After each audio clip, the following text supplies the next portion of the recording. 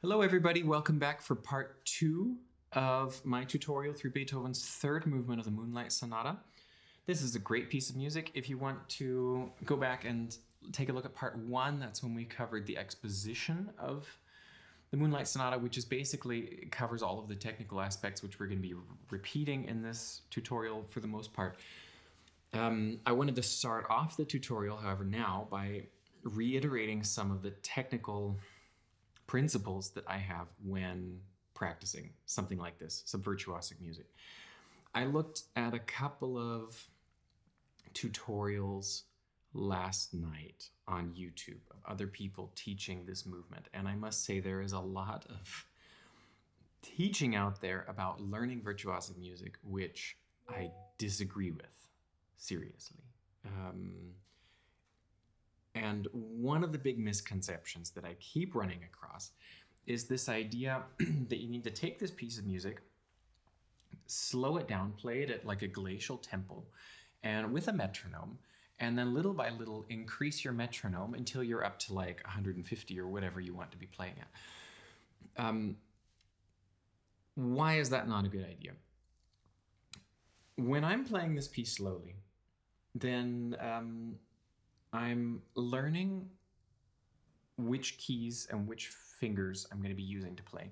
I'm not only learning which keys to play, which notes to play, I'm also learning movements. I'm memorizing a certain way to move across the keyboard, and I'm also memorizing fingerings. Now, when you're playing slow enough, it almost doesn't matter what fingering you take. You can play the whole piece with your thumb. Is that a good idea at a fast tempo? No, it's not possible. How are you going to know that a fingering works at a fast tempo if you don't try it out at a fast tempo? The other thing is, if we're doing octaves, jumping around with octaves or whatever, or with some sort of Alberti bass or something, then it almost doesn't matter what kind of a movement I take, and it doesn't matter if I'm tense someplace when I'm playing it at a slow tempo. When I'm using my metronome and then I start increasing the metronome, then all of these techniques, which are not a problem at a slow tempo, are going to get more and more compressed, and it's going to become more and more of a hindrance, an obstacle when I get to a faster tempo. And so I'm going to find myself getting into more stress, getting tense, maybe getting injury. And what do? I stop the metronome, maybe I take it a click back, repeat, and hope that maybe I can get faster, or that somehow this will solve itself. That's why I'm a big fan. I mean, personally, myself, as a concert pianist, I practice very fast. I try and practice at tempo or slightly under tempo much of the time, not all the time. Of course, I need to learn the notes, and I can't always read everything that's here at a fast tempo. But I take short segments, try and bring them up to tempo as quickly as possible. So what do I have here? Measure 65, second ending. Am I able to play that faster? Probably. Okay, maybe even faster than that. What would be my final tempo? Maybe. Okay, not sounding too good. So what can I do? I want to be able to hear every single note. And then I'll take a look at that and say, well, maybe I'm making a movement that's too big here someplace. Maybe what is my arm doing? What is my shoulder doing? My fingers, maybe I need to do a technical exercise to get my fingers woken up a little bit. My fingers are cold right now, and like I said in the first video, Moonlight Sonata is not a piece I have in my repertoire. I am new to this piece, just like probably most of you are watching this video, and I'm just diving into it with you. So I'm trying to figure out and practice with you.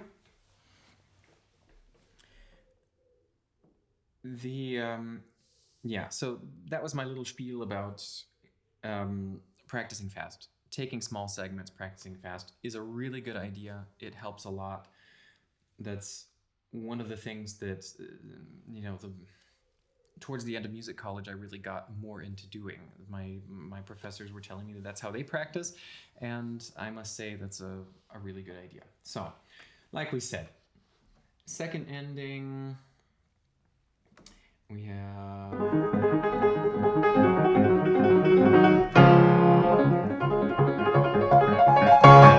Okay.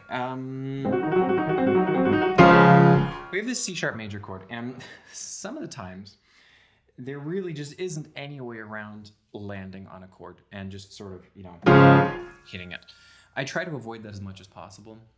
I'm really not a fan of flying into anything. It doesn't sound terribly nice. In Beethoven's music, I think you can get away with it much better than in Schumann or Mozart or something. This is one of those spots. I think it makes sense to try and get into it quick. So that's something.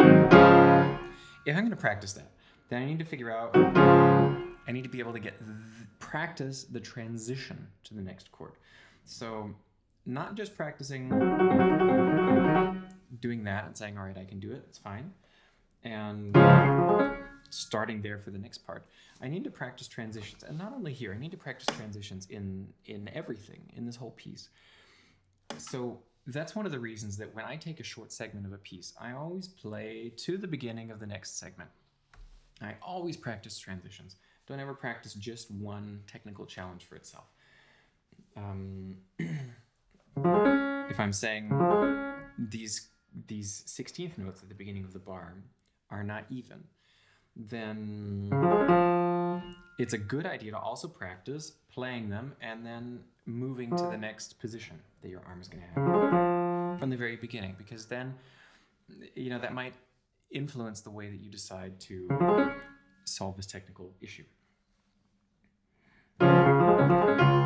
Okay, so I would say let's try and take the end of the exposition, play in tempo as much as possible, land on this chord, bam, then take a moment to release and keep going. So let's see how that works.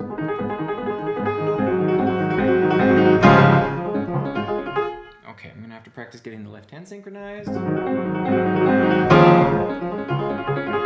Something like that, right?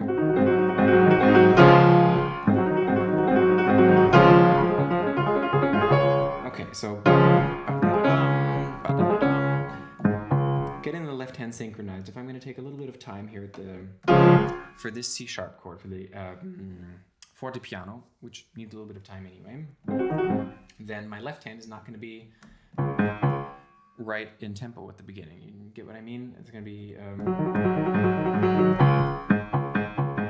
okay. So in order to get that together, I'm going to see if I can get these two C sharps on the second beat of this measure, get them together, and not focus too much on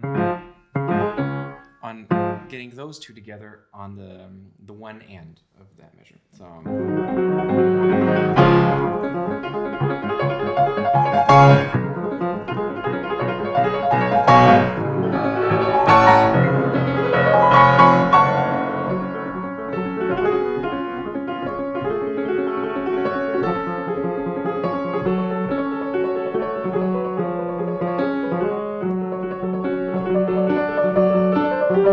okay, let's take a look at this. We've got an Alberti bass here in the left hand.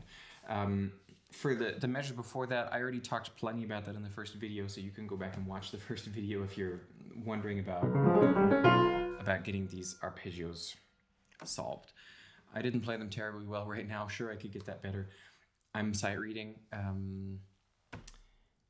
But I talked about how I would practice that if I were preparing this for a concert in the first video. So let's move on. Measure 71. We have...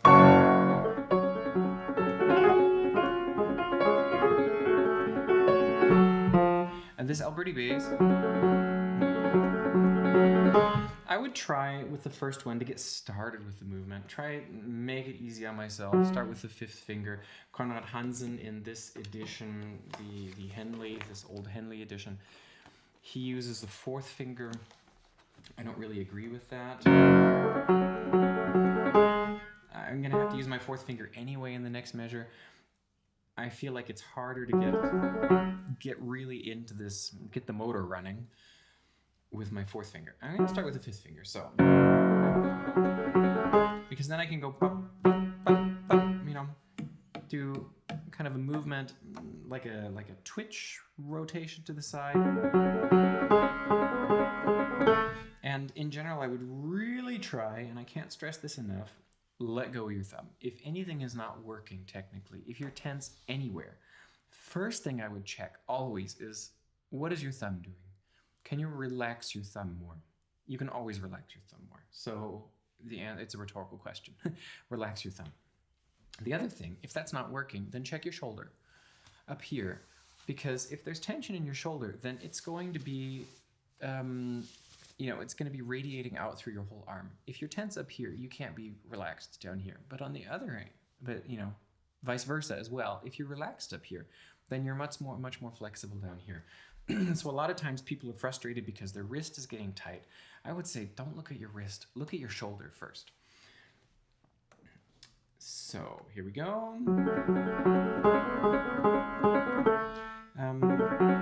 You can also, you can experiment with having more of a high wrist, low wrist. High wrist we use with caution, because if you play with a high wrist, you're moving away from the keys, you're losing contact to the keys. In virtuosic music especially, I keep my hands as close to the keys as I possibly can. I am not somebody who feels comfortable doing this Liberace or Lang stuff. They can do that, they're good at that. That's not my world. I stay close to the keys. And just, this. Just as light and as quiet as possible, and I want bum bum bum bum. I want this energy coming from the downbeats.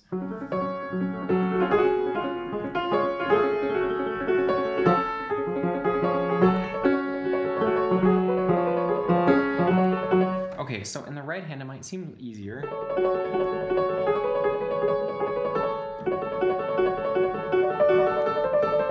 Maybe it is easier, but important for the technique, at least this is my technique in this piece, I really need a very light active thumb. And I'm going to use my thumb on every downbeat, even if I'm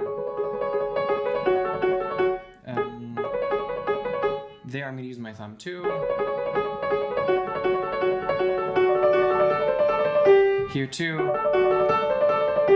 Always the thumb, because then I'm sort of keeping this energy going. I mean, sure you could... Oh my goodness, Konrad Hansen writes here 1 5 2 5 1 5 2 5 and then 2 5 4 5. Okay, I can't do that, guys. I can't do that. Thumb, whole time.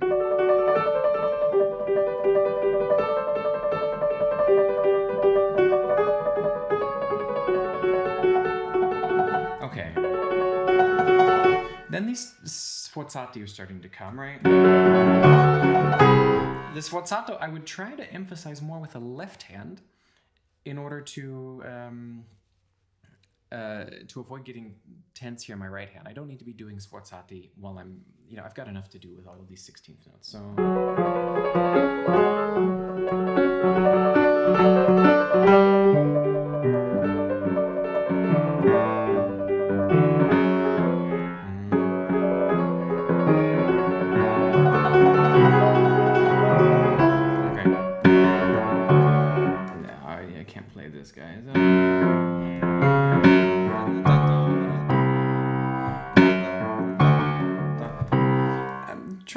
Thing lighter, not too punchy. These sforzati are bum bum, and keep them and for the most part keep it quiet. It's piano the whole time. This is one of the big mistakes we can make, is trying to play too loud the whole time. If you try to play loud and fast, it's like it just won't work. You can either play loud or fast, okay? That's not going to work. So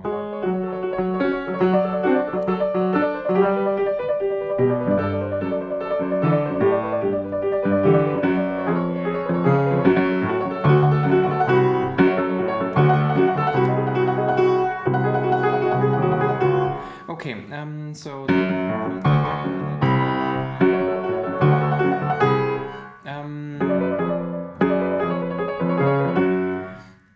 here, this isn't too hard. Here, for some reason, this is really tricky for me right now.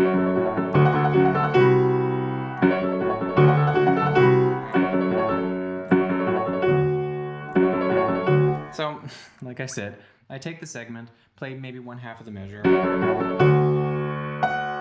maybe landing on the high F sharp, I don't know. That feels good. And I land and I stay in the keys. I have to land someplace and feel the relaxation. Feel I'm sinking into the keys. No tension here. If I'm landing and I feel I'm tight, then I'm doing something wrong. So I'm gonna try this again. Can I do it and land in a relaxed way? What about these 2 beats before that might be causing me to be tight or tense someplace, my elbow or whatever, or in the wrist? I also suggested in the first video, I'm going to repeat that for all of these Alberti patterns. If you find yourself getting tight, like tense here in your thumb, your hand, your wrist, someplace, lower arm, then I mean, there's a reason for that. You're working more than you have to, because this needs really small, light movements, active movements, but not pressure, not strength. It needs quick and, activity. One workaround for that, to train yourself to be more relaxed, is what I like to do is playing maybe 1 or 2 quarter notes, and then like 1 or 2 beats as written, and then just the on beats, the down beats. So,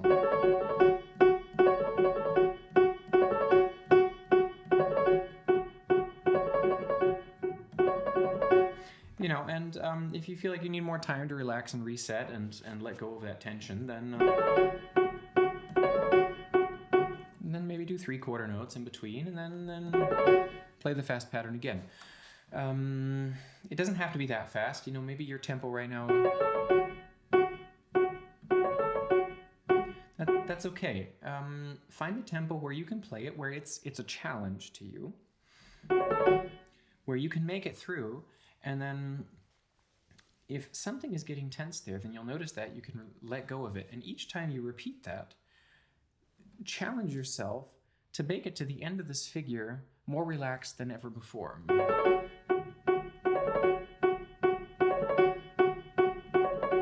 And then maybe playing 2 figures after each other. Okay, can you do that? Maybe you can do 3.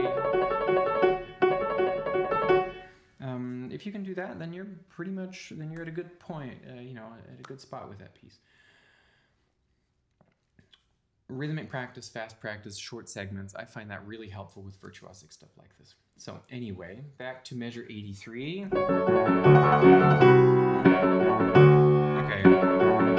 Okay, I've got that down. This here, this is a little bit odd for me, and I don't know if it's because 2nd and 5th finger are so far apart. Feels a little bit weird.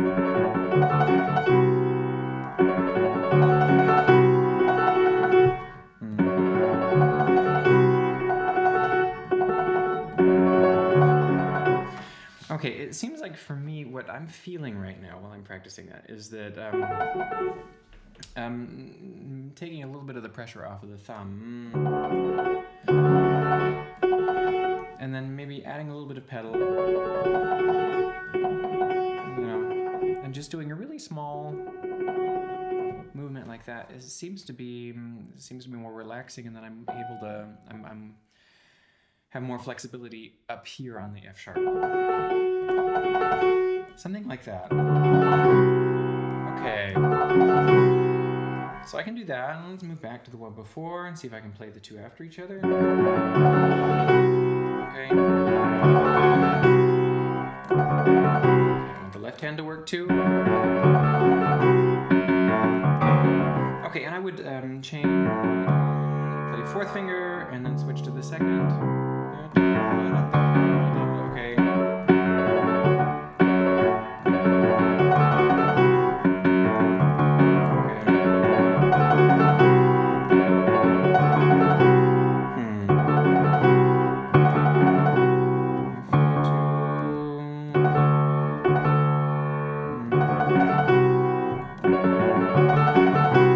Something like that. That's pretty close. Next measure, 84, is really mean. I don't know why Beethoven does stuff like this.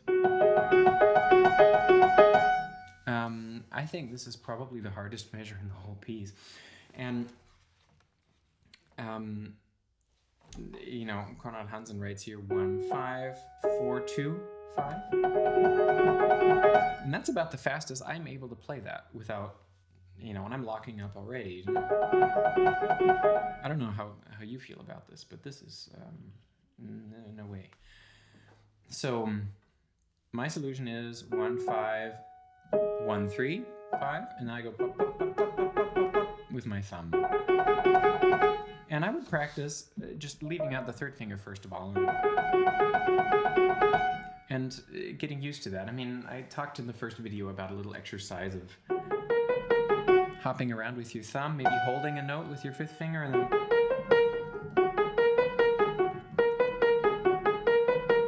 hopping around with your thumb. Something like that could be useful to get the agility in your thumb that you need to get through this. You can practice with just the third finger on top. Practice with just the thumb. Try both of them together. A little bit of pedal to sort of be gracious with yourself, and then it should be good.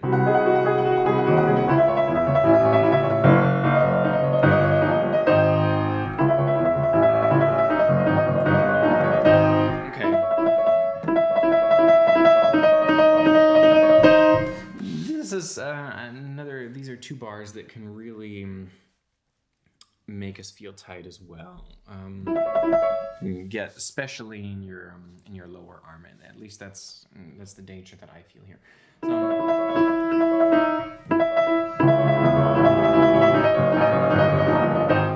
I'm going to start with my shoulder. Relax the shoulder. Exhale while playing. And if it's still a struggle to get through, try smiling while you play it. If you smile, it relaxes all of these muscles here, which is good. Haha! Happy face, excitement, smiling is a really good thing. And really, most of the hand is over here. The thumb is on his own over here. Take it easy on the thumb. Don't try to play sforzata with the thumb. Leave that to the left hand. Something like that if you really want it. And I feel like I'm making too big of a movement with my thumb right now. I would try and get that smaller too.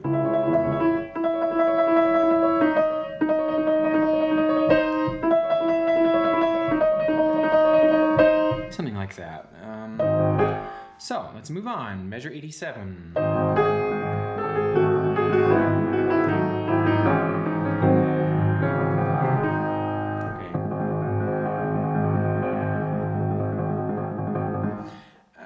I would try to take as much pedal out as possible, because I really love this distinct.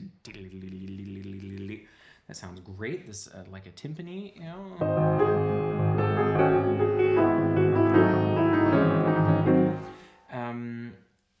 The moment you start to feel yourself pushing or forcing to get through to keep tempo up, take it out.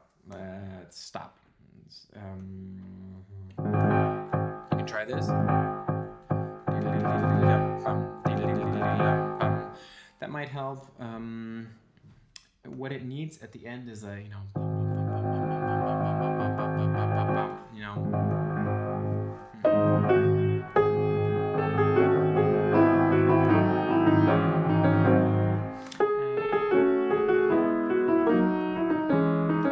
And Konrad Hansen has this fingering here, 5, 4, 3, 5, 4, 3, 5, 4, 3, 5, 4, 3, to play legato, which would, in theory, enable you to take the pedal out more. The problem is, then you have to do terrible things. Maybe you have a big hand and it's no problem. I don't think that's comfortable. I would play 5-4-4, 5-4-4, and I would practice making that as legato as possible. It's not as hard as it seems. Here you might need a little bit of pedal from G sharp to F sharp. Here you may not need hardly any pedal at all. From F sharp to E, because it's, you know, sliding down. It's also real close together.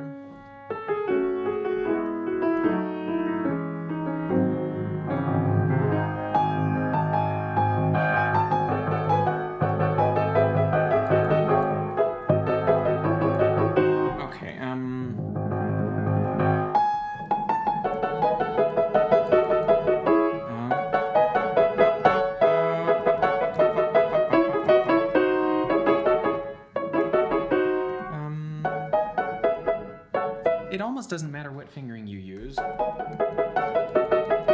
Maybe you can just play your 5th finger the whole time. That's fine. It's nothing wrong with that. The trick is to use basically absolutely no energy. Be as lazy as possible, and you know, just kind of like a, I don't know, like a little mouse nibbling on something. With basically no energy. But fast.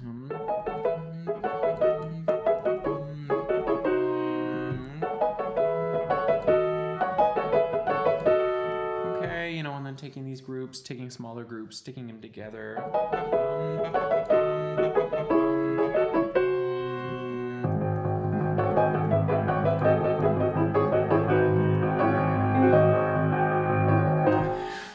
What you might notice is during passages like that your left hand starts to do weird things with you. That might be because the right hand is disturbing it. If you're so focused on being technically correct here, you may not notice that here something is no longer working the way it's supposed to. Concentration leads to tension. All right, if your brain is very concentrated on something, you get tense. So we've got to find a way to be more relaxed about the whole thing. And always with the goal, you know, hey, this is easy stuff. Having a good feeling while playing it. Maybe smiling.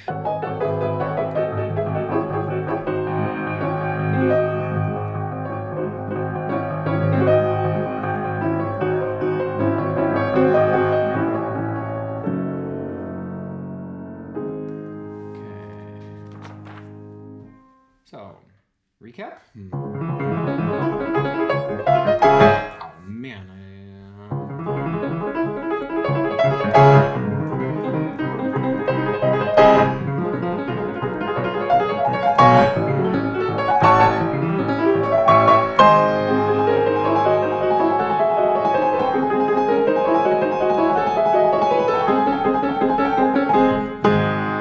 should have practiced after the last video.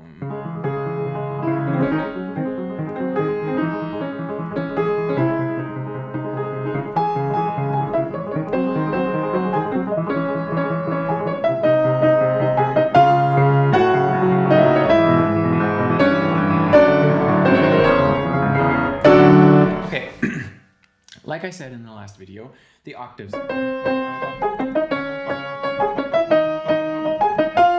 It's always going up to the G sharp.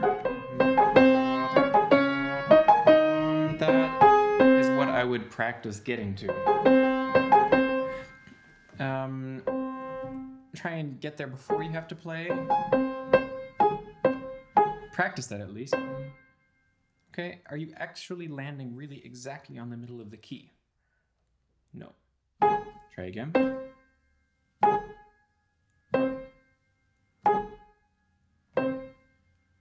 I find that to be an excellent exercise.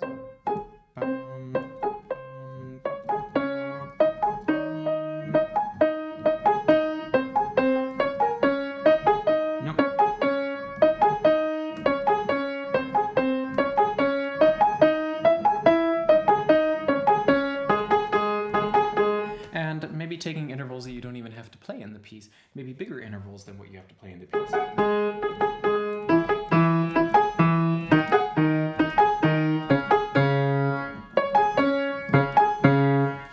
seems a lot, then all of a sudden a fifth really doesn't seem that hard anymore. If you're playing a sixth plus an octave, then a sixth will not seem so bad.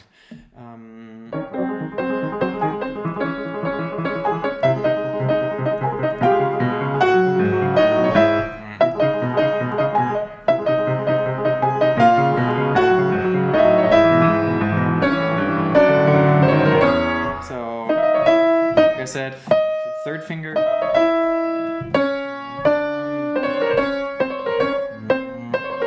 I would try to play with my third finger here too, to be honest. It's just easier. I don't know if your hand is big enough for that, but if you're able to do it, it's great. And for this trill, you know, just let go of your thumb as soon as you possibly can. Make your hand smaller so that you're more flexible again. If your thumb is sticking out like this, then you're not going to be flexible here. So then, moving on, measure 128.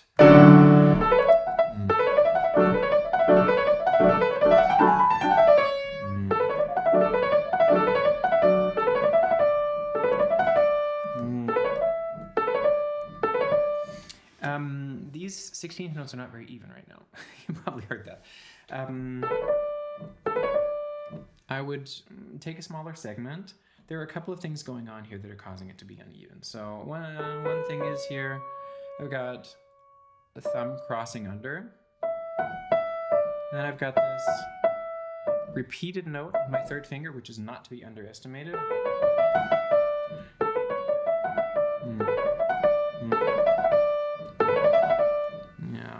Probably doesn't make much sense to change the finger on the E.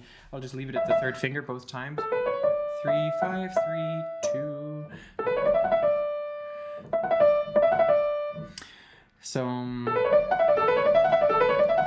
I'm moving around with my arm. My fingers are having to compensate a lot of different things. So first thing I would try to do, like I'm doing right here, maybe just play the first 3 notes plus the transition to the thumb crossing under. Does it sound even? I think it sounds pretty even.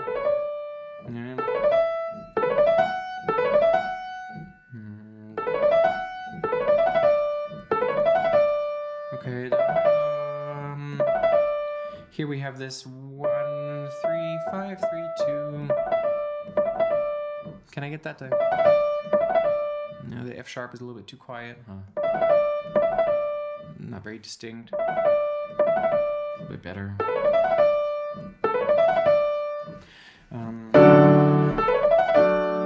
And what am I going to do so it doesn't sound like I don't want the A to sound like it's a downbeat, right? The best trick I can do that I know to keep the A from sounding like a downbeat is take away the pedal on the downbeat.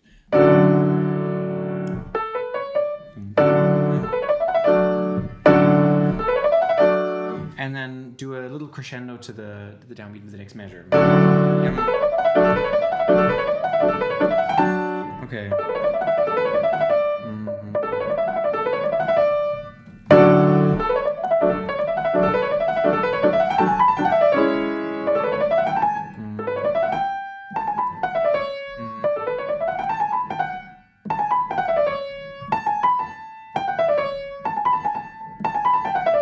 Okay, so Karnot Hansen has a suggestion here with, this is measure 130. 1, 3, 2, 1, 2. That's not a bad idea. I really like fingerings where you use your thumb a lot, alternating with other fingers, because that means your hand is in the most flexible position it can be in. So that's a really good idea for quick stuff like this, really really fine, fast music, you know, like Scarlatti or some Mozart sonatas, or even here.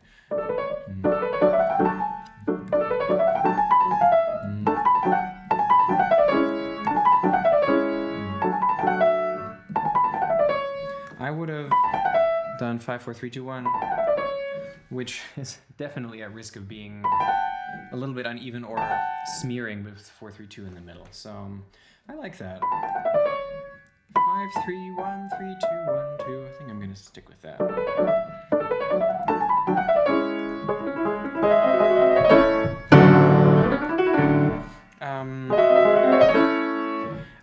like to hear that clearly, make sure to change your pedal. There's a staccato on it, but I don't take that too seriously. I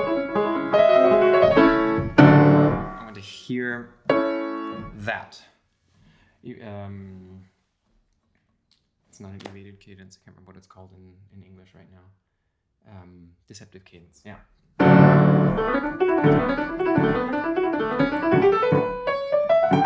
That's right, this is on the offbeats, right? Syncopation.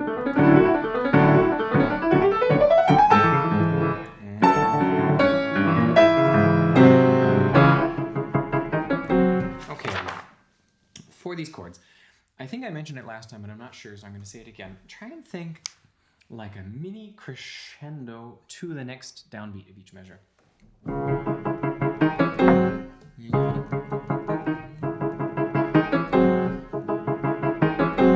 And of course,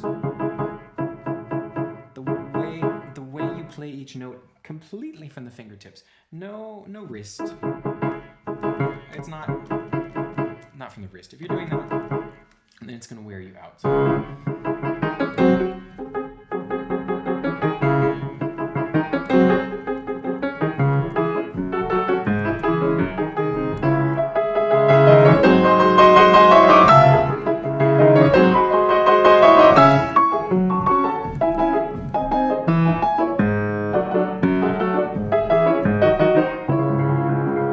Okay, so like I said in the last video,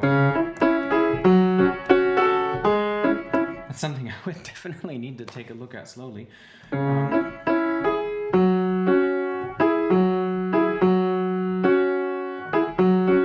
And practice transitions, moving from the downbeat, from the stuff in between the downbeats to the next downbeat, and from the downbeat to the stuff in between, really making sure to practice these transitions so that I'm not, just slopping around here in the left hand.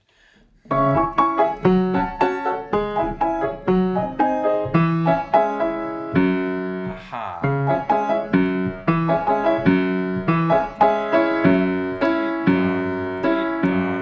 Stuff like that. Need to be very clear about what I'm doing there so that I actually hit the note and don't hit just somewhere nearby. Diminuendo.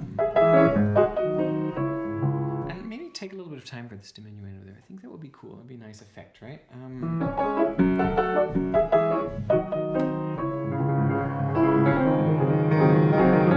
this is like a thunder rolling in the background or something.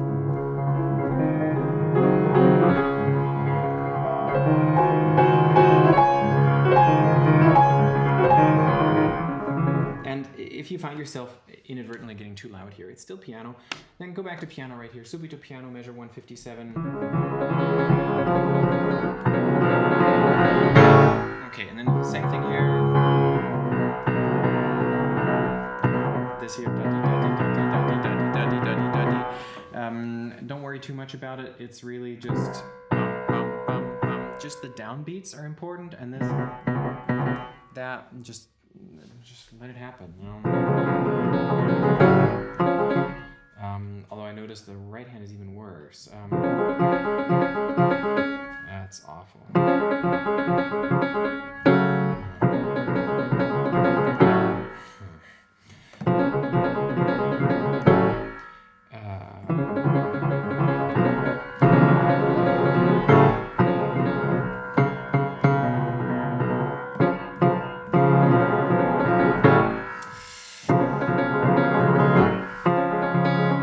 Okay, I think there's probably no way around that and just practicing it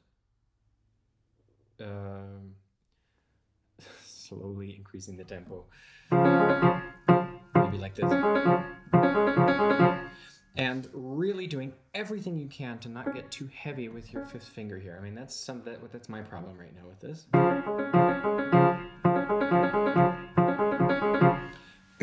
My fifth finger is getting too heavy because I'm trying to get that in time.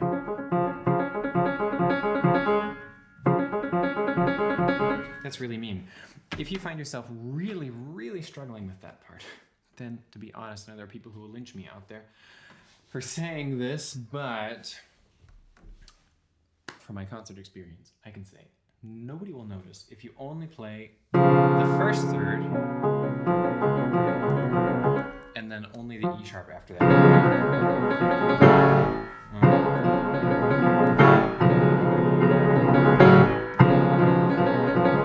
That is definitely a better trick than just adding more pedal to cover up you not being able to play that evenly. Because everybody will hear that. It just makes it harder to play. So anyway, I would just be sitting here the next couple of weeks going...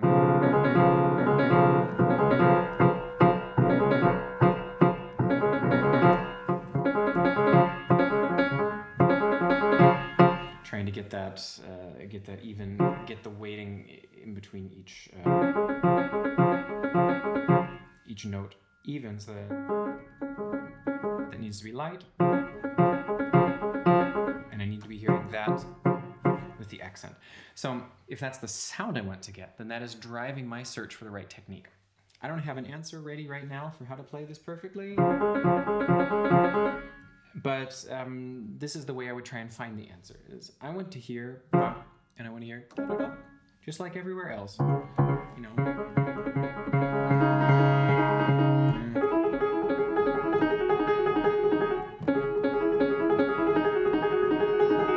Something like that is what I'm looking for. All right, so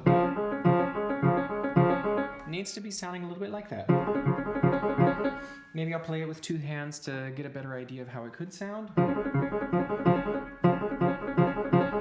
I think that's a really nice sound. So I'm gonna go look for a technique that helps me to do that. Anyway, moving on, measure 159.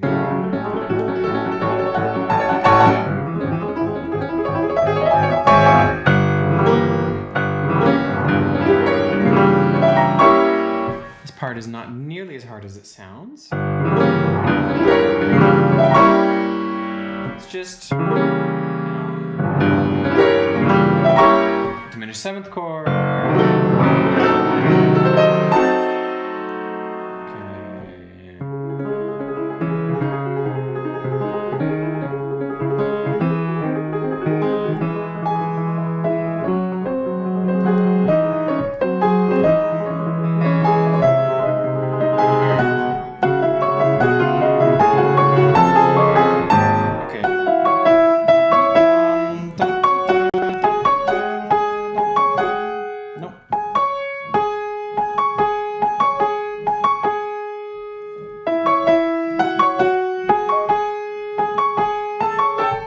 Practicing like that.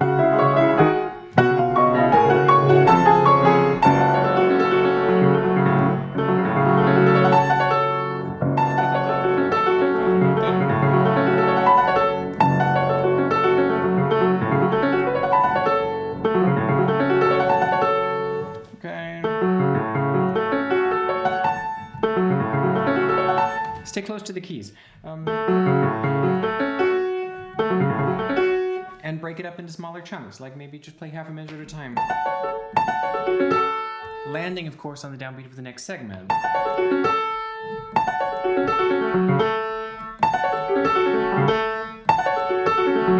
And your fifth finger is giving you the impulse for the beginning of each slur, right?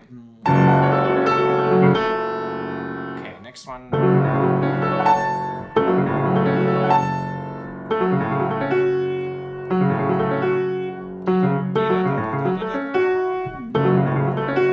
Can you hear every single note? If not, maybe try it an octave higher. Or 2 octaves higher. It's sounding pretty good.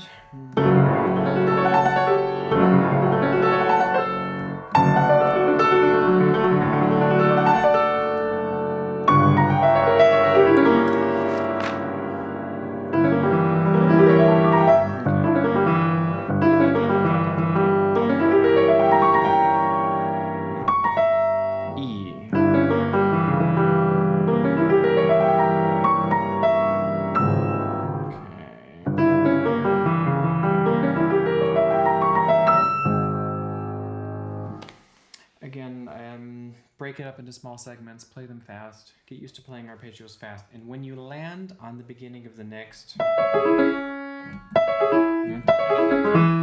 here, something like that. When you land here, feel the key bend and sense, are you tense anywhere? Were you tense when you landed? Were you like, oh, thank God I made it? Then take a look at it. Try a tempo where you can play it relaxedly. Try to play it in slow motion. The way you would play it playing fast, right? Nobody plays it that way when they're playing fast. When you're playing fast, you do one smooth arm movement from there to there. So something like that. And maybe that makes sense to play the beginning notes of each beat, to get used to the arm movement, and sense, what is my arm doing? Am I able to play this middle note while doing a smooth arm movement on the way down? Or am I going da, da, da? Because then it's going to sound like that. We want... another thought about arpeggios. The trick to getting it... to getting this gap out, that one right there. The trick is not necessarily doing that. Because if you do that, then now my second finger is far away from where it needs to be. So the result is going to be more wrong notes. It's going to be less even. Move your thumb. The thumb is able to do lots of amazing things here. Like that,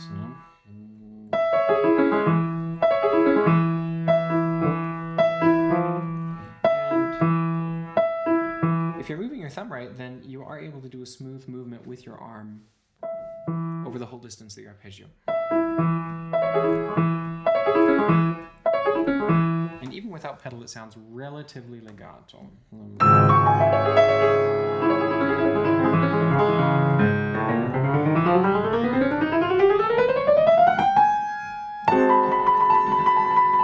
Okay, chromatic scale I don't need to teach how to play. You can look that up. Just try and keep your wrist low and play through it.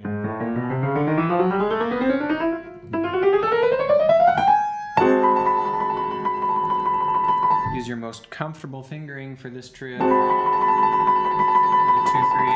3, 2, 4, whatever you prefer.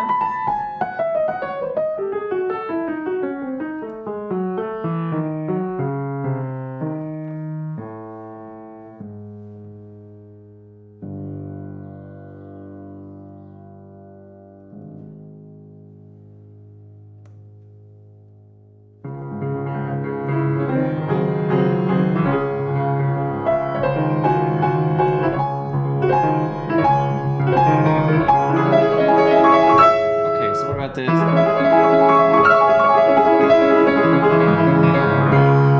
The important thing is keeping the downbeats together, obviously.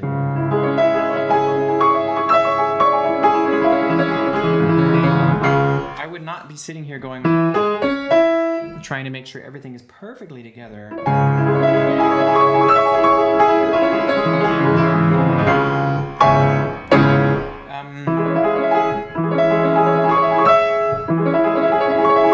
Sounds relatively good already.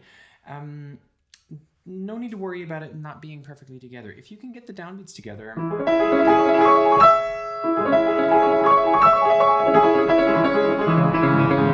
sure, I would go back and try and polish that and make sure that my left hand is coming along with the right. I mean, my right hand has been doing this pattern the whole time, but my left hand hasn't.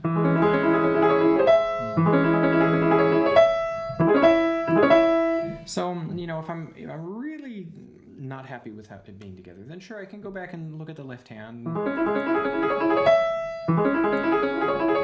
Can it maybe learn from the right hand?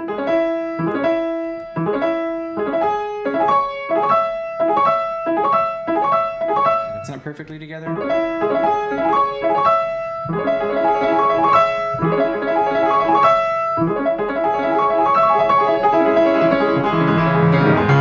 Something like that. It's not a huge deal. Don't worry about it too much. So we made it to the end of the piece. I hope this has been a helpful tutorial for you.